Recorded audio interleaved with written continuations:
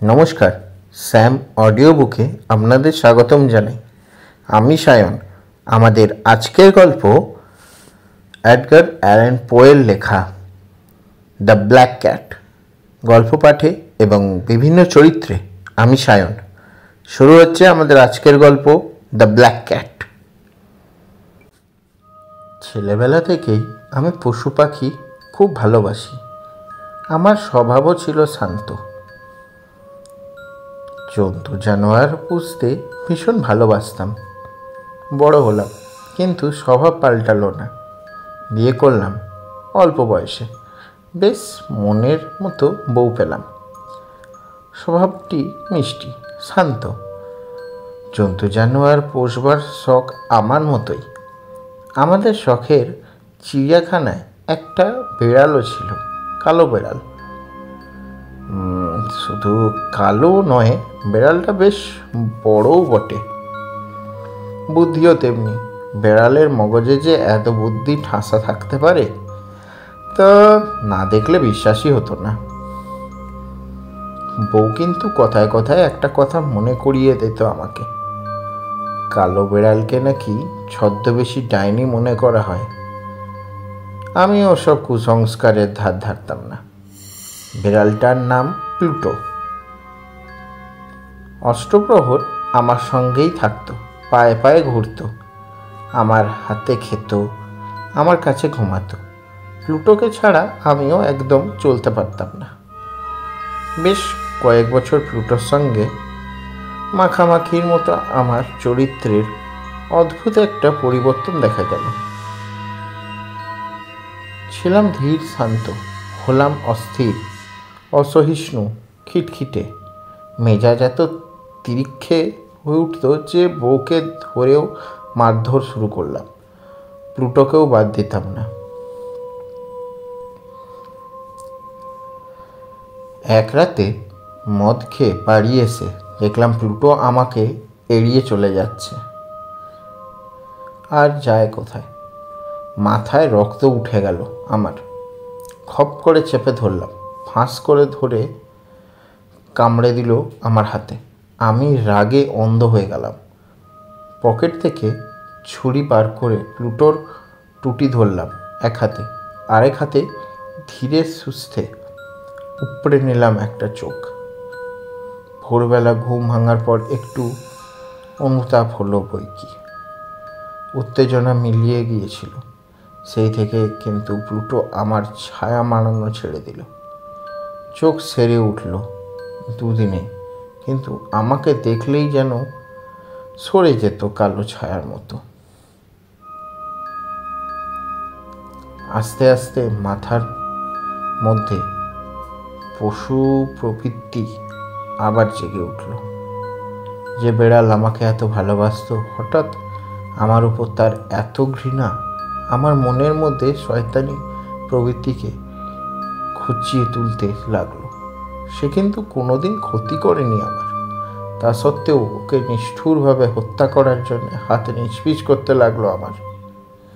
একদিন সত্যি সত্যি ফাঁসি দিলাম প্লুটোকে।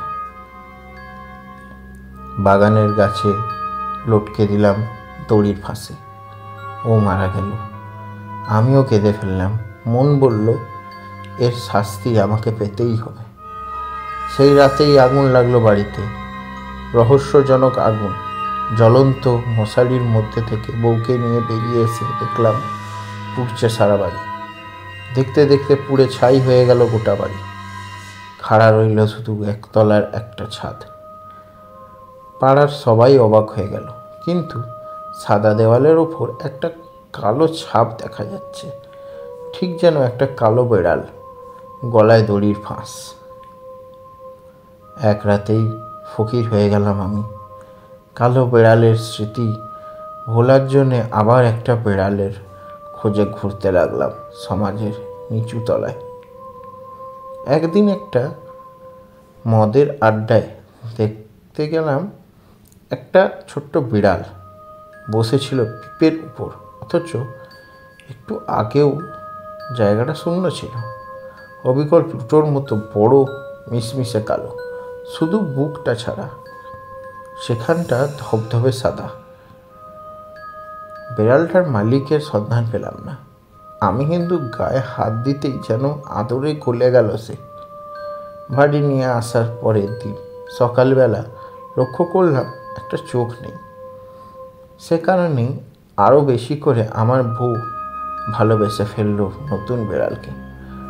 মনটা ও নরম, মমতায় ভরা। তাই যা ভেবেছিলাম আমার ক্ষেত্রে ঘটল, কিন্তু তার উল্টো।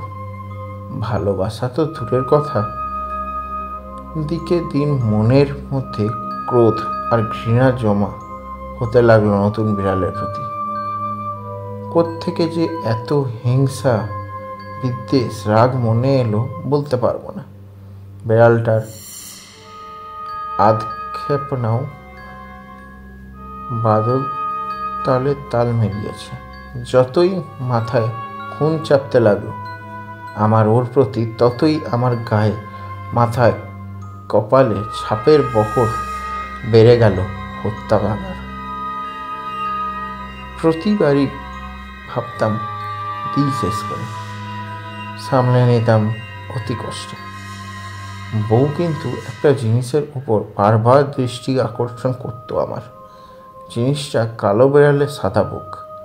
প্লুটোর সঙ্গে তফাৎ শুধু ওই এক জায়গায়।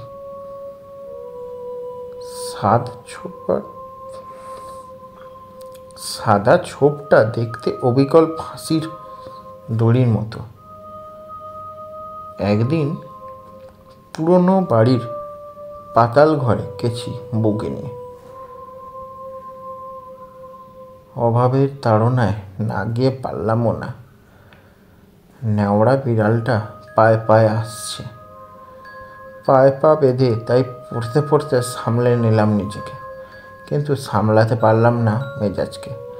ঝাঁ করে একটা কুড়ুল তুলে দিলাম, টিপ করলাম হতচ্ছাড়া বিড়ালের মাথাটার দিকে। তখনই বাধা দিল আমার বউ বাধা না দিলে সেদিনই দফা রফা হয়ে যেত নতুন বিড়ালের। কিন্তু সমস্ত রাগ গিয়ে পড়ল বউর ওপর, অমানসিক রাগ। কুড়ুলটা মাথায় উপরে তুলে বসিয়ে দিলাম বউয়ের ওপর। অমানসিক রাগ। কুড়ুলটা মাথার উপর তুলে বসিয়ে দিলাম ওর মাথায়।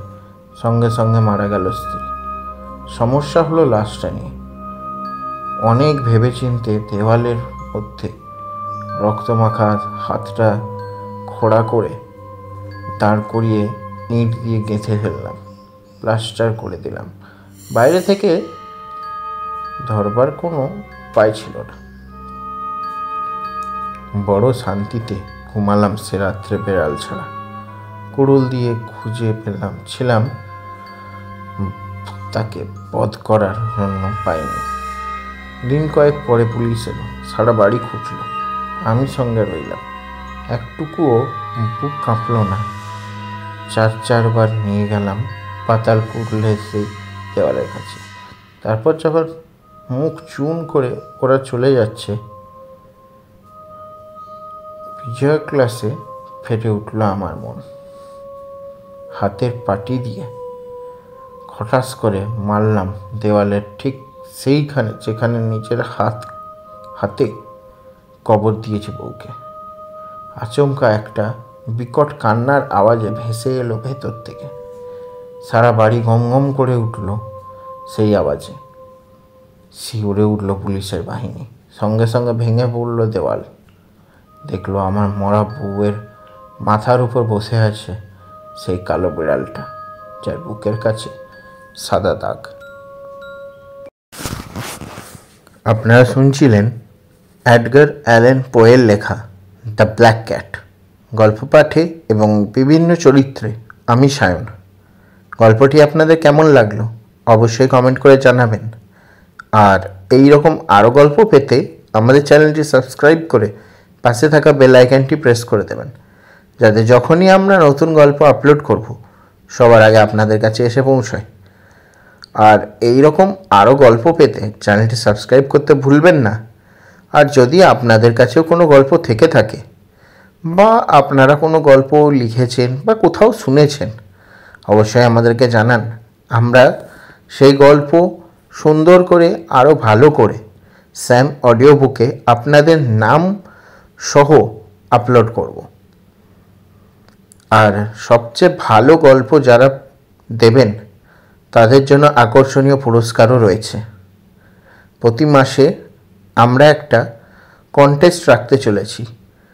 যারা যারা আমাদের অডিও বুকে গল্প দিতে ইচ্ছুক তাদের মধ্যে একটা লটারির সাহায্যে একজনকে আমরা একটি আকর্ষণীয় পুরস্কার দেব।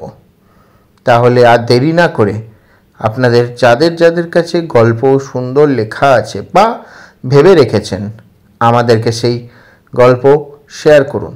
আমরা আপনাদের সাথে যোগাযোগ করে সেই গল্প স্যাম অডিও বুকে আপলোড করব। আর যদি আপনাদের গল্প শর্টলিস্টেড হয়, প্রতি মাসে আমরা 4টি করে গল্প আপলোড করি, তার মানে প্রতি মাসে 4 জন বিজেতা হবে। তাহলে দেরি না করে আমাদেরকে আপনাদের গল্প শেয়ার করুন। আমরা আপনাদের গল্প পাওয়ার জন্য প্রতীক্ষায় রইলাম। তাহলে আজকে এখানেই শেষ করছি। আবার দেখা হবে আগামী সপ্তাহে একটি নতুন গল্প নিয়ে। কি জানি, হয়তো আপনাদেরই কারো গল্প আমরা আগামী সপ্তাহে দিতে চলেছি, যেটা আমরা এখনও জানি না। তাহলে দেরি না করে চ্যানেলটি সাবস্ক্রাইব করে পাশে থাকা বেল আইকনটি প্রেস করে দিন। আর আজকে এখানেই শেষ করছি। আবার দেখা হবে আগামী সপ্তাহে। ততদিনের জন্য ভালো থাকবেন, সুস্থ থাকবেন, গল্প শুনবেন, গল্প লিখবেন, গল্প পড়বেন, গল্প শোনাবেন। ধন্যবাদ।